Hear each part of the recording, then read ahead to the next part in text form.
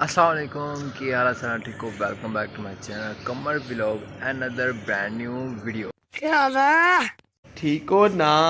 हाँ जी यार, अज है मेरा फैक्ट्री पहला दिन।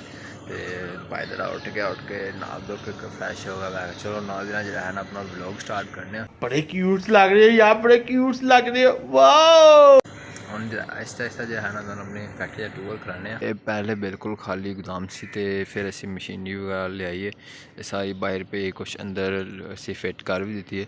यह मेन गेट है साडा, सामने दफ्तर, फिर दो कमरे नाल एक है अमद दरखत, एक है भी तो एक है भी। हुण जो है ना मौसम जो है इन्हां दा चला गया। तो पहले तो इन्हां काफ़ी ज़्यादा आम लगे से। चले एक काम कर, 200 रुपए दे और 50 रुपए कट ओवर एक्टिंग के वजह। सामने हुण दो गोदाम ने, एक ऐ साइड एक ऐ साइड। उधर लग रहा है बाजरे का खाता, इधर लगेगा मकई का खाता। इस तरह का तुम सारा पता है कि ज़रा भाई 2 महीने बाद जो है ना दोबारा व्लॉग शूट कर रहा है। तो इस तो फिर जो है ना मैंने दादी सब की बहुत ज़्यादा सपोर्ट की ज़रूरत है। तो इस तो फिर वीडियो लाइक करके चैनल सबसक्राइब करके बेल आइकन जरूर दबाना ताकि नेक्स्ट आने वाली वीडियो का नोटिफिकेशन दर तक पहुँच सके। नहीं सोचिए मत, सब्सक्राइब कीजिए। इंशाल्लाह हम मिलने बाद हम सारा होगा नाश्ते टाइम। लड़का जा रहा है नाश्ता लैन, फिर जो है ना अपना ब्लॉग भी स्टार्ट करने हैं। हाँ जी, तो यार साडा हो गया हुण नाश्ते का टाइम। असी करने हुण नाश्ता। तो तुसी जाओ जाके वीडियो नू लाइक करो, चैनल सबसक्राइब करके बेल आइकन जरूर दबाना ताकि नेक्स्ट आने वाली वीडियो का नोटिफिकेशन तुहाडे तक पहुँच सके। ओके, फिर मैं नाश्ता कर ला, मिलने फिर बाद। हाँ जी, तो यार रोटी शोटी खा के असी हो गए फ्री।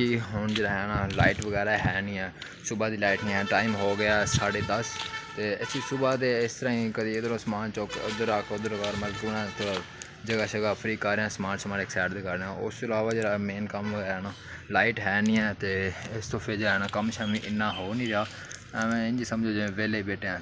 हाँ जी, तो यार लाइट वगैरह तो आ गई थी। तो असी कम शम लगे हूँ। मैं जो है ना थोड़ा अपना भी जो है ना व्लॉग श्लॉग ये भी अपना कंटिन्यू रखिए, ये भी ना भूल जाइए। पहले मेरी याद नहीं सी यार, मैं अपनी पहले रूटीन से काम लगे हैं, फिर काम ही लगे हैं। फिर हम मैं यकदम याद है मैं व्लॉग भी बनाना सी, तो मैं भूल ही गया। कैसे कैसे लोग रहते हैं यार यहाँ पर। फिर मैं छोटा एक क्लिप बना रहे अपने दोस्तों दिखा दें। तो यार हुण जो है ना कम शम सा उधरों ख़त्म हो गया। हुण जो है ना बिन जो साडा बनया लोहे का, इनू फिर वैल्डिंग वगैरह करके इन सी चैन को पा ऊपर खिस लिया। इन सी बिल्कुल जो है ना छत के बराबर लैके जाना। तो इस तो फिर जो है ना चैन को पा के ऊपर छेक लिया। तो थोड़ा रिपेयरिंग का काम रहता सी वैल्डिंग वगैरह का। और फिर जो है ना अब ये कौन है बे? साढ़े उमर भाई ये जो है ना बेल्ट शैल्ट गा रहे हैं। वैसे तो जो है ना साढ़े भाई भी कम शम आता है, वैल्डिंग रगड़ाई शगड़ाई सारा मैं कर लेना। पर जो है ना हुण उमर भाई कर रहे हैं, क्योंकि मैं उन्हें कहा कि पहले तू कर लै, फिर मैं कर लूँगा, फिर मैं कर लूँगा, फिर वो कर लेगा। क्योंकि रल मिल के ना वो थकेगा ना मैं थकांगा, रल मिल के काम करांगे तो काम भी ज़्यादा होएगा तो टाइम भी थोड़ा लगेगा। इस तो फिर वो करे, उस बाद फिर मैं करांगा। हुण जो है ना भाई दा दोबारा काम शम करन लगा। हालत जी है ना बिल्कुल गंदी हुई पी। तो हुण जो है थोड़ा सा काम शम मुका लिए, फिर इंशाल्लाह मिलांगे बाद। 1 hour later. फाइनली यार काम शाम साडा हो गया ख़त्म। थे हुण जो है ना साधन दे दी छुट्टी। साधन कहते जाओ पुत्र जाके हुण फ्रैश हो नहाओ धोवो। तो हुण जो है तुसीं भी मैनूं दिओ इजाज़त, मैं जाना हुण जाके फ्रैश होइए। काफ़ी ज़्यादा थक गया सारा दिन काम शाम करके ना। एक बार मत्त बज गई बंदे दी, जाके एक बार नहाने धोने फ्रैश होने।